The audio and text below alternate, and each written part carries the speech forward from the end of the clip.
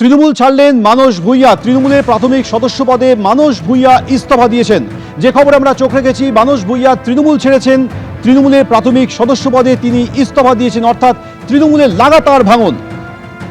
মানস ভূঁইয়া তৃণমূল ছেড়েছেন, তৃণমূলের প্রাথমিক সদস্য পদে ইতিমধ্যেই তিনি ইস্তফা দিয়েছেন। তবে রাজনীতি ছাড়ছেন না, একথাও বলেছেন।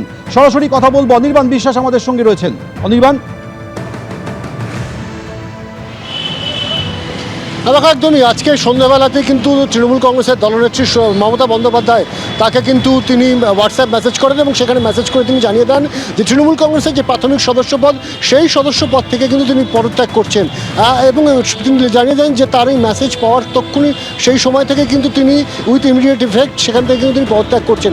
তুমি জানো যে 2011 সালে যে পরিবর্তন, সেই পরিবর্তনে তৃণমূল কংগ্রেস এবং কংগ্রেস জোটবদ্ধভাবে তারা বাম সরকারের অবসান ঘটিয়েছিল এবং সেই তারপর কিন্তু তিনি তৃণমূল কংগ্রেসে যোগদান করেন এবং পরবর্তী সময় তিনি কংগ্রেস রাজনীতি, তৃণমূল রাজনীতি, সেই রাজনীতিরও কিন্তু আজকে অবসান টানলেন এবং ইতি টানলেন বলা ভালো। এবং তিনি কিন্তু একটা বিষয় স্পষ্ট করে দিয়েছেন এবং আমাদের এবিপি বান্ধবকে তিনি কিন্তু রীতিমতো জানিয়েছেন যে তিনি রাজনীতি কিন্তু তিনি ছাড়ছেন না, সমাজসেবা কিন্তু তিনি ছাড়ছেন না। তিনি বলছেন যে মৃত্যু পর্যন্ত কিন্তু একজন রাজনীতিবিদ তিনি সমাজসেবা এবং রাজনীতির সঙ্গে তিনি যুক্ত থাকবেন, তারা যুক্ত থাকেন।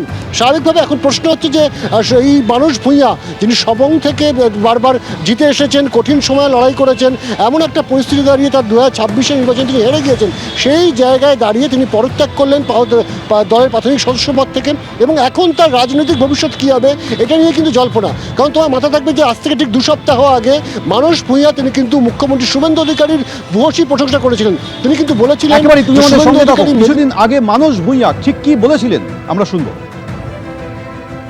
শুভেন্দু অধিকারী ছাত্র যুব মাদারের লড়াই করা কংগ্রেসের সৈনিক ছিলেন, সেখান থেকে তিনি তৃণমূল। এখন তিনি বাংলার মুখ্যমন্ত্রী, মেদিনীপুর জেলার একটি সন্তান। মেদিনীপুরের একজন সন্তান হিসাবে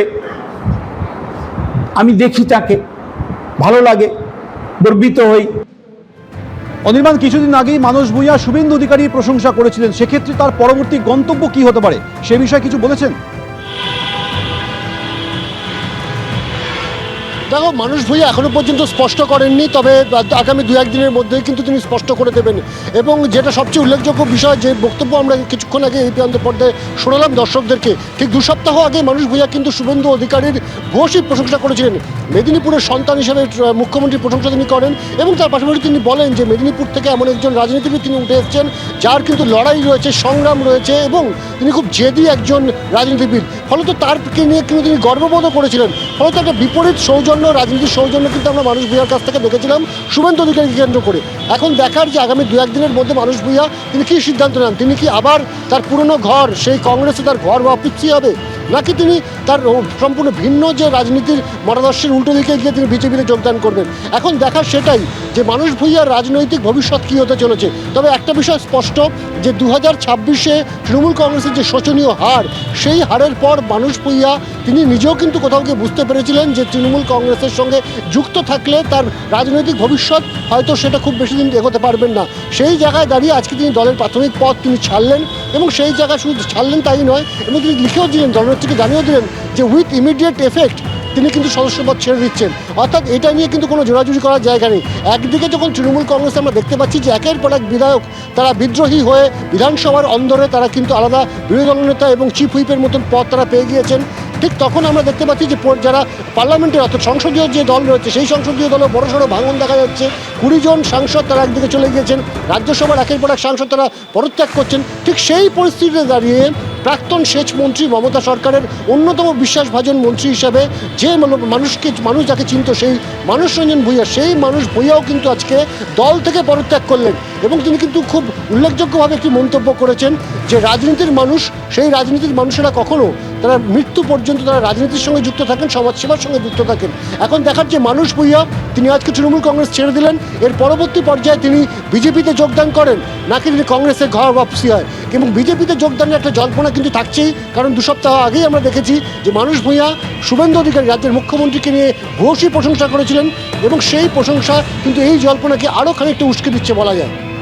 অনির্বাণ, তুমি আমাদের সঙ্গে থাকো। তৃণমূলের প্রাথমিক সদস্য পদ ছেড়ে দিয়েছেন মানস ভূঁইয়া, তিনি তৃণমূল ত্যাগ করেছেন। সমাজসেবা রাজনীতি করা মানুষরা মৃত্যুর আগের দিন পর্যন্ত জনগণের সঙ্গে থাকে। তৃণমূলের প্রাথমিক সদস্য পদে ইস্তফা দিয়ে প্রতিক্রিয়া মানস ভূঁইয়ার।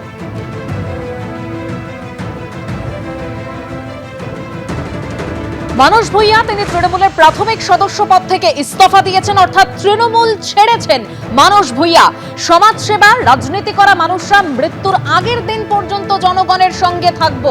তৃণমূলের প্রাথমিক সদস্য পদ থেকে ইস্তফা দিয়ে প্রতিক্রিয়া দিয়েছেন মানস ভূঁইয়া।